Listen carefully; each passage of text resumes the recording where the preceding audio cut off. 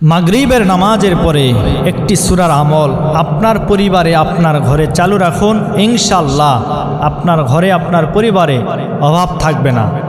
তার কারণ আমার রাসূল বলেছেন, কেউ যদি রিজিককে বৃদ্ধি করতে চায় তাহলে মাগরিবের পরে এই সূরাটির যেন আমল করে। আজকে আমরা আমল থেকে দূরে আছি, আমাদেরকে বেশি বেশি করে আমল করতে হবে। তার কারণ হলো আমলই আমাদের জন্য নাজাতের ওসিলা। কিয়ামতের ময়দানে বান্দার কাছ থেকে আমলের হিসাব নেওয়া হবে। আল্লাহ রাব্বুল আলামিন বলেন, আল্লাযী খালাকাল মাউতা ওয়াল হায়াতা লিয়াবলুয়াকুম আইয়ুকুম আহসানু আমালা ওয়া হুয়াল আজিজুল গফুর।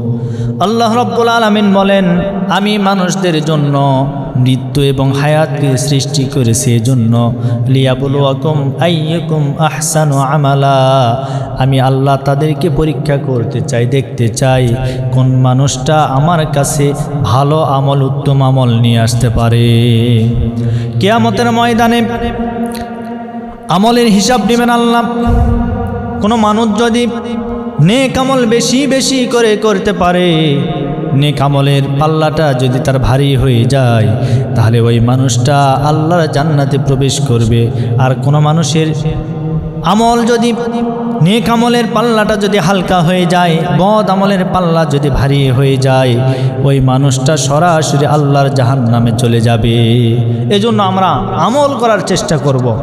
আমার নবীজি বলেন, কোনো মানুষ যদি রিজিক বৃদ্ধি করতে চায় তাহলে সে যেন প্রতিদিন মাগরিবের নামাজের পরে, সে হোক মসজিদে, বাড়িতে, ঘরে, যে কোনো জায়গায় হোক না কেন, সূরাতুল ওয়াকিয়ার যেন সে আমল করে। সূরা ওয়াকিয়া আমরা সকলে পরিচিত একটি সূরা, সূরা আর রহমানের পরের সূরাই হচ্ছে সূরাতুল ওয়াকিয়া।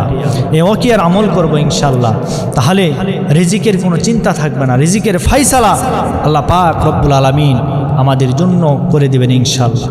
রিজিক নিয়ে আজকে আমরা টেনশনে আছি। কেন টেনশন করবেন? আপনি আমল করুন, আল্লাহর কাছে চান, আল্লাহ আপনার চাওয়া পূর্ণ করে দিবে, আল্লাহ আপনার চাহিদা পূরণ করবে।